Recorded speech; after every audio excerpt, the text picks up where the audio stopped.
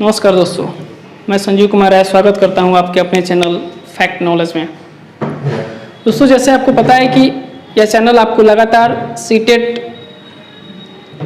2020 से related questions provide करा रहा है। आपको लगातार चाइल्ड पेडागोजी या मैथमेटिक्स से रिलेटेड वीडियोस मिल रहे हैं।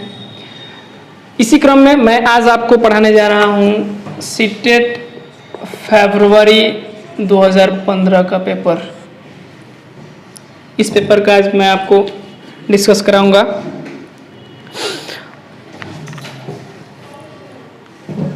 तो चलिए देर न करते हुए स्टार्ट करते हैं।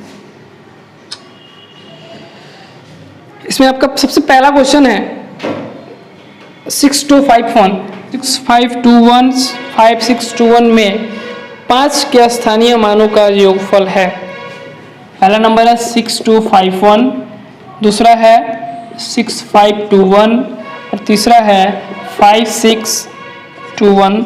इसमें 5 का स्थानीय मान, तो इस नंबर में 5 का स्थानीय मान है 50, इस नंबर में 5 का स्थानीय मान है 500 और इसमें 5 का स्थानीय मान है 5000। और इसका क्या करना है, आपको योगफल निकालना है, यानी प्लस कर देना है 0 0 0, 5 0 0 तो 5, 5 0 0 5 और ये 5 5550। यानी आपका कौन सा ऑप्शन सही हो गया? Option number 2।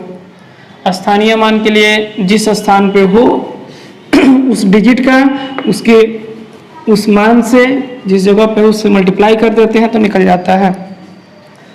क्वेश्चन 2 देखिए, करें निम्नलिखित कथनों में से कौन सा कथन सही है? पहला है ऑप्शन, एक सम संख्या और एक विषम संख्या का अंतर एक सम संख्या हो सकता है। ऐसा क्वेश्चन आपको जब मिले ना तो आप कोई नंबर लेके उसका एग्जाम्पल निकाल के देख लीजिए। अगर सही हो रहा है तो इसका मतलब कथन सही हो जाएगा। कहा क्या रहा है? एक सम संख्या। चलो ठीक है, मान लीजिए 2 एक सम संख्या है और एक विषम संख्या, तो मान लीजिए एक विषम संख्या है। इसका अंतर क्या एक सम संख्या हो सकता है? इसका अंतर निकालिएगा तो देखिए कितना रहा जी, एक क्या एक सम संख्या है? बिल्कुल नहीं है। और जब ये नहीं है इसका मतलब ये कथन क्या हो गया जी? गलत है। दूसरा ऑप्शन है 2 विषम संख्याओं और एक सम संख्या का योगफल एक सम संख्या होता है। 2 विषम संख्या और एक सम संख्या का योगफल एक सम संख्या होता है। तो ठीक है, देखते हैं। 5 एक विषम संख्या, 3 एक विषम संख्या और एक सम संख्या मान लीजिए 2, और इसका योगफल निकालिए प्लस प्लस प्लस 5 से 8 2 10। कैसा संख्या है जी? सम संख्या। यानी इसका मतलब है कि ये वाला ऑप्शन क्या हो गया? सही है। जब ऑप्शन सही है यानी इसका आंसर कितना हो जाएगा? ऑप्शन नंबर 2 नंबर ऑप्शन आपका सही है। 2 ऑप्शन और है, उसको भी देख लेते हैं कि क्या वो सही है या गलत है। ऑप्शन नंबर 3 कह रहा है कि 3 विषम संख्याओं का योगफल एक सम संख्या होता है। तो कोई भी 3 विषम संख्या आप ले लीजिए, 3 5 7 और इसको जोड़ दीजिए 5 3 8 7 15। क्या यह एक सम संख्या है? बिल्कुल नहीं, गलत है। चौथा ऑप्शन है 3 विषम संख्याओं का गुणनफल एक सम संख्या होता है। देखते हैं, इसी का मल्टीप्लाई कर देते हैं। 3 5 15 7 105। क्या यह एक सम संख्या है? बिल्कुल नहीं। यानी इसका मतलब ऑप्शन 1 3 और 4 गलत है। यानी ऑप्शन नंबर कौन सा आपका सही है जी? 2। ऑप्शन नंबर 2 आपका सही है। नेक्स्ट क्वेश्चन देखते हैं। करेक्ट, 1 लीटर जूस का डिब्बा घनाकार आकृति का है। घन किसे कहते हैं? तो घन वह त्रिविमीय आकृति है जिसकी सभी भुजाएं वर्गाकार होती हैं। यानी ये है आपका एक घन। इसके सभी साइड्स आपस में क्या होते हैं जी? इक्वल। जब लूडो खेलते हैं उसका जो पासा होता है वही है घन। इसकी सभी भुजाएं आपस में बराबर होती हैं। क्वेश्चन कह रहा है कि इसका जो माप है, इसका जो आधार है वर्गाकार है और उसका जो माप है 8 × 8 है, यानी उसकी लंबाई भी 8 है, चौड़ाई भी 8 है और जब ये घन है तो कंफर्म है कि इसकी ऊंचाई भी 8 ही होगी, भले कहा है या नहीं कहा है। ये घन की लंबाई चौड़ाई ऊंचाई तीनों इक्वल होती है, तो जब लंबाई और चौड़ाई 8 तो ऊंचाई भी कितनी हो गई जी 8। ये इस क्वेश्चन में नहीं लिखा गया है। तो पूछ रहा है डिब्बे में जूस की गहराई सेंटीमीटर में किसके अधिक समीप होगी। तो बताइए कि उस डिब्बे में अगर ये घनाकार आकृति का डिब्बा है, इसमें जूस रखते हैं तो इसमें जूस की जो ऊंचाई होगी किसके समीप होगी। 4 ऑप्शन दिया गया है, एक 22 सेंटीमीटर, दूसरा है 16 सेंटीमीटर, तीसरा है 18 सेंटीमीटर और चौथा है 20 सेंटीमीटर। तो बताइए अगर 8 सेंटीमीटर ऊंचा बर्तन है, खूब भरेंगे तो कितना भरेंगे 8 सेंटीमीटर के बराबर 8 सेंटीमीटर भर सकते हैं अधिक से अधिक, तो किसके समीप भरेंगे। तो इसमें सबसे नजदीक का कौन सा आता है जी, सबसे नजदीक किसकी ऊंचाई होगी, तो 16 सेंटीमीटर, यानी इसका आंसर हो गया दूसरा। इसको बनाने की आवश्यकता है नहीं, ये कंसेप्ट का क्वेश्चन है, इसमें कहीं कोई सॉल्यूशन करने की आवश्यकता नहीं है। बस इतना जानते हैं कि उसमें कम भी भर सकते हैं, कोई दिक्कत नहीं है, कम भी भरेंगे, लेकिन अधिक से अधिक 8 भर सकते हैं जो 16 के सबसे समीप है, यानी आंसर हो गया ऑप्शन नंबर आपका 2। चलिए नेक्स्ट क्वेश्चन देखिए। नेक्स्ट क्वेश्चन में कह रहा है कि एक वर्ग का परिमाप 44 सेंटीमीटर है। तो वर्ग का परिमाप अगर वर्ग का है उसका वैल्यू कितना दिया गया 44 सेंटीमीटर। फार्मूला होता है 4 गुणे भुजा 4 × a 44 फॉर्म, तो a का वैल्यू कितना हो गया जी 11। अब कह रहा है एक आयत का परिमाप उस वर्ग के परिमाप के बराबर है। एक आयत है, उसका परिमाप इस वर्ग के परिमाप के बराबर है। आयत की लंबाई वर्ग की भुजा से 5 सेंटीमीटर अधिक है। तो अगर वर्ग की भुजा 11 तो जो आयत होगा उस आयत की लंबाई कितनी होगी, तो इससे 5 सेंटीमीटर ज्यादा, यानी कितना हो जाएगा जी 11 में 5 जोड़िएगा तो 16 सेंटीमीटर। अब कह रहा है कि वर्ग और आयत के क्षेत्रफलों का योगफल कितना है। तो ठीक है, पहले आयत का हम चौड़ाई निकाले तब ना उसका हम निकालेंगे क्षेत्रफल। तो ठीक है, पहले देखते हैं। आप देखिए आयत का परिमाप जो दिया था 44 है, तो आयत का भी उतना ही है, दोनों बराबर है। हमको नहीं पता इसकी चौड़ाई कितनी है आयत की, तो चौड़ाई मान लीजिए x। फार्मूला होता है आयत के परिमाप का 2 गुणे लंबाई प्लस चौड़ाई, यानी 16 + x बराबर 44। सो काट दीजिए, 22 बार में कट गया। 16 + x बराबर 22, तो x का वैल्यू हो गया 22 - 16 यानी 6। ये है लंबाई और ये है चौड़ाई। अब पूछ रहा है क्वेश्चन में आपसे कि बताइए कि वर्ग और आयत के क्षेत्रफलों का योगफल कितना है। तो वर्ग की भुजा कितनी जी 11, तो वर्ग का अगर आप क्षेत्रफल निकालिएगा तो भुजा का स्क्वायर होता है, यानी 11 का स्क्वायर प्लस इसका जो क्षेत्रफल होता है आयत का होता है लंबाई गुणे चौड़ाई, तो लंबाई है 16 और चौड़ाई है 6। इसका स्क्वायर कीजिएगा तो 121, इसका स्क्वायर किए तो 96, जोड़ दीजिए 217 सेंटीमीटर स्क्वायर। ऑप्शन नंबर आपका हो गया 4 आंसर। ये क्षेत्रफल है वर्ग का, ये क्षेत्रफल है आयत का, दोनों का वैल्यू निकाल के ऐड कर दिए हैं 216 centimetre square. Answer option number 4 सही है आपका। ये जो आयत का परिमाप वर्ग के परिमाप के बराबर है, लंबाई चौड़ाई में कोई रिलेशन है। आप हर साल के क्वेश्चन में देखिएगा ये क्वेश्चन ऐसा आता है, किसी भी ईयर का क्वेश्चन उठा के देख लीजिए तो इससे रिलेटेड एक क्वेश्चन जरूर आता है। तो इस टाइप का क्वेश्चन जरूर बना लीजिए आप, इस साल भी आएगा। अगला क्वेश्चन देखते हैं। कह रहा है कि 6/5 में कितने 1/10 हैं। 6/5 इसमें कितने 1/10 हैं पता करना है। तो इसमें ये कितने हैं पता करने के लिए आप क्या करेंगे, फिर वही तरीका हर बार हर वीडियो में मैं आपको बताता हूँ कि अगर आपको चेक करना है कि कौन किस में है, मतलब ये ज़्यादा है, इसमें 1/10 कितने हैं पता करना है, तो 6/5 को आप डिवाइड कर दीजिए 1/10 से। तो 6/5 ये नीचे वाला पलट ऊपर चला जाता है 2, यानी 12 आंसर हो गया, यानी आपका ऑप्शन नंबर हो गया आंसर 2, 12 आंसर है। नेक्स्ट क्वेश्चन देखते हैं। कह रहा है क्वेश्चन कि 1 1 0 1 1 1 को 11 से डिवाइड करना है और भाग देने पर प्राप्त भागफल व शेषफल का योगफल कितना है। इसको भाग दीजिए और भाग देने के बाद जो भागफल आए और शेषफल आए उसका योगफल कितना है। चलिए आज आपको मैं डिवाइड सिखाता हूं।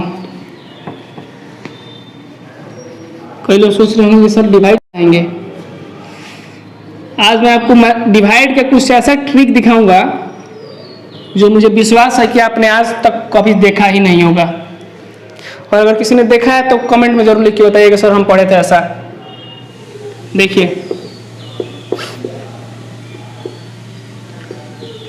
इसको डिवाइड करना है। इसको डिवाइड के पहले मैं आपको एक छोटा सा डिवाइड पूछ रहा हूं, आपको देखिए आपको आता है या नहीं आता है। मान लीजिए आपसे हम पूछें कि 15 से 301 को डिवाइड करना है,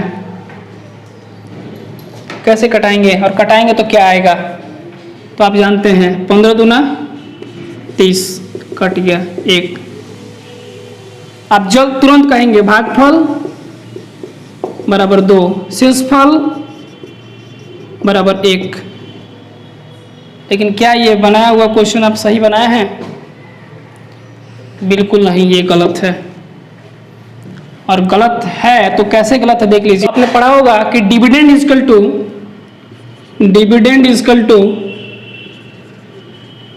divisor into quotient plus remainder. तो देखिए इस पर हम चेक करते हैं क्या ये सही है। तो डिवाइजर आपका कितना है जी 15, कोसेंट कितना है 2, रिमाइंडर कितना है 1, 15 दूना 30 प्लस 1 31 आ गया। और क्या डिविडेंड आपका 31 था? बिल्कुल नहीं, यानी ये डिवाइड ही गलत है। तो अब ये डिवाइड सही कैसे होगा? तो एक चीज देखिए, डिवाइड करते वक्त आप मान लीजिए कितना बार में कटाए और यहाँ जो डिविडेंड है उसमें कोई ऐसा नंबर आया जिसको उतारा गया और उतारने के बाद उसके साथ कोई ऑपरेशन नहीं किया गया, मतलब इसके बाद इसको कटाए नहीं है, सिर्फ उतारे और छोड़ दिए, उस कंडीशन में हमेशा यहाँ एक 0 अपने मन से लगाना पड़ता है आपको। आप जनरली 0 तब लगाते हैं जब एक डिजिट उतरा और फिर उसके लगातार 2 डिजिट उतारते हैं तो एक 0 लिखते हैं आप। लेकिन आप आज एक और चीज सीखिए कि अगर कटाने के बाद कोई डिजिट नीचे उतारा जाता है और उतारने के बाद उस डिजिट के साथ कुछ नहीं किया जाता है, बिल्कुल ऐसे ही छोड़ दिया जाता है, तब उसके बदले में एक 0 अपने मन से आपको लगाना पड़ता है। और अगर ये 2 न हो के 20 होता तो यहाँ 20 होता तो यहाँ 300 आता, और 300 में 1 जोड़ते तो यहाँ कितना आता है जी 301। अगर ये ट्रिक आप जानते हैं तब इस क्वेश्चन को आप सही बनाएंगे, और अगर नहीं जानते हैं तो ये क्वेश्चन आपका यही गलत हो जाएगा। नहीं विश्वास हो तो देखिए कैसे क्या करना है इस क्वेश्चन में। 11 से डिवाइड कीजिए एक बार में तो 11 कट गया। 0 उतारना है, इस 0 का कुछ नहीं कर सकते तो 1 उतारेंगे। लगातार 2 डिजिट उतारे हैं तो 1 0। अभी एक भी नहीं कटेगा, 11 से एक और 1 उतारिए तो फिर एक और 0। 11 एक बार में कट गया तो 11 कट गया जी। अब क्या होगा? तो एक बचा हुआ उतार दीजिए नीचे, और जब इसको हम नीचे उतारे हैं तो इसके साथ कुछ नहीं करने जा रहे हैं। अब ये कटेगा नहीं, एक रिमाइंडर है, और जब ये डायरेक्ट उतरा और कुछ नहीं हुआ तो इसके बदले में 1 0 यहाँ लगाना पड़ेगा। यानी ये हो गया आपका भागफल और ये हो गया आपका शेषफल। और क्वेश्चन में क्या कहा गया था? कहा गया कि डिवाइड करने के बाद जो आपका कोसेंट आता है और जो आपका रिमाइंडर आता है दोनों का ऐड करना है। तो अब जब दोनों का आप सम निकालिएगा तो 1 0 0 1 0 प्लस 1 कीजिएगा, यानी आ जाएगा 1 0 0 1 1। ये आपका आंसर हो गया। यानी आपका ऑप्शन कौन सा सही है जी? Option number 3। तो डिवाइड भी जानना है, हर चीज सीखना है। टीचर है ना आप, टीचर को हर चीज आना चाहिए। नेक्स्ट क्वेश्चन देखिए, करे 102 201 इसका मल्टीप्लाई करना है। मल्टीप्लाई करने में पूछा जाए कि इसमें से क्या घटाएं कि इतना आ जाए 199999। अगर आप लगातार वीडियो देख रहे हैं तो हर वीडियो में ऐसा क्वेश्चन बताया है हम आपको। इसका मल्टीप्लाई कर लीजिएगा, कुछ आएगा उसमें से इसको घटा दीजिएगा, जो आएगा वो आपका आंसर हो गया। इसका मल्टीप्लाई करने के बाद यहाँ कुछ आएगा, उसमें से इसको माइनस कर देना है, जो आता है वो आपका आंसर हो गया। आप मल्टीप्लाई कर लीजिएगा। फिर क्वेश्चन आ गया कि निम्नलिखित में से कौन सा सही नहीं है। कौन सा सही नहीं है? 2 किलोग्राम 30 ग्राम, 2 kg 30 ग्राम, इसका वैल्यू लिखा है 2030 ग्राम, ये सही है। दूसरा ऑप्शन है 3 लीटर 80 मिलीलीटर, 3 लीटर 80 मिलीलीटर, इसका वैल्यू लिखा है 380 मिलीलीटर, यही गलत हो गया। चेंज करके देखते हैं, कन्वर्सन आप पढ़े हुए हैं। 3 लीटर को अगर मिलीलीटर में चेंज करेंगे तो आपको याद होगा, हम बताए थे आपको 1 लीटर बराबर 1000 मिलीलीटर। तो अगर आपको 3 लीटर है तो इसको चेंज करिएगा, हो जाएगा 3000 मिलीलीटर, और प्लस कितना मिलीलीटर, तो 80 मिलीलीटर। तो इसका सम करने पे 3080 मिलीलीटर इतना आना चाहिए, लेकिन ऑप्शन में कितना है आपका 380 मिलीलीटर। ये सही है और ये गलत है, और क्वेश्चन में यही पूछा गया कौन सा ऑप्शन आपका गलत है। तो आपका ऑप्शन नंबर कितना आंसर होना चाहिए जी? 2 आपका आंसर होगा।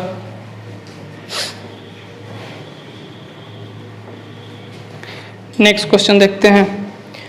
2 और 2/3 समकोण में डिग्रियों की संख्या है। 2 समकोण प्लस 2/3 समकोण,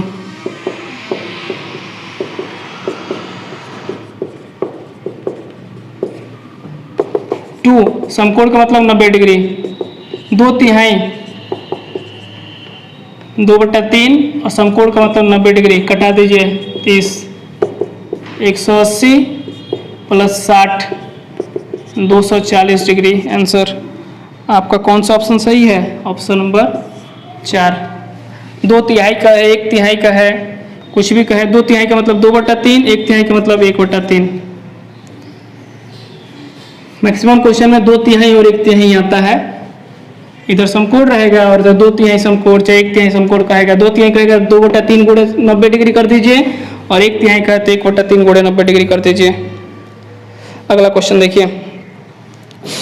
21 और 49 के बीच 7 के गुणजों का योगफल, मतलब 21 और 49 इसके बीच में 7 के जो मल्टीपल्स हैं, 7 के टेबल में आने वाले नंबर्स जो 21 और 49 के बीच में हो, डिवाइडेड करना है। इसको डिवाइड करना है 25 और 30 का सबसे बड़ा सार गुणनखंड, मतलब 25 और 30 का, यानी HCF ऑफ 25 एंड 30। इस दोनों का HCF निकालना है। कोई नंबर आएगा इस दोनों के, इसके बीच का जो नंबर है 7 का मल्टीपल लिखना है, और तब इसका डिवाइड कर देना है। तो देखिए 21 और 49 के बीच में 7 के मल्टीपल में क्या क्या आता है, तो 28, 35 और 42, और इसका जब HCF निकालिएगा तो इसका HCF होता है 5। अब इस तीनों को हमको क्या करना है, करा इसका योगफल निकालना है, यानी सम करना है। तो सम कर दीजिए, 4 5 2 7 8 15 का 5,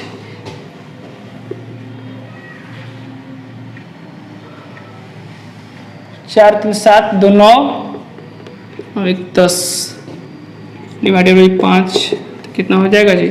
21। ऑप्शन नंबर 3 सही है। 105 को डिवाइड कीजिएगा 5 से तो 21 आता है, यानी तीसरा ऑप्शन आपका सही है। अगला देखिए, कह रहा है कि 96 के सभी धनात्मक गुणनखंडों का योगफल है। 96 के फैक्टर्स लिखने हैं जी, फैक्टर्स ऑफ 96 टोटल लिख दीजिए यहाँ पे, और सबको ऐड करके उसको बता देना है। तो आप जब इसके सभी फैक्टर्स को लिख के ऐड कीजिएगा तो आपका आंसर आना चाहिए 252, यानी पहला ही ऑप्शन आपका क्या हो जाएगा? सही। फैक्टर्स लिखने तो आपको आता होगा, लिख लीजिएगा। फैक्टर्स 96 का लिख के सबको सम कीजिएगा तो 252 आता है, और ये आपका ऑप्शन नंबर सही हो गया फर्स्ट। अगला देखिए, अच्छा, अगला क्वेश्चन जानने के पहले फिर आपको एक थ्योरी बता रहे हैं, उसको देखिए। आपसे कहा जाए कि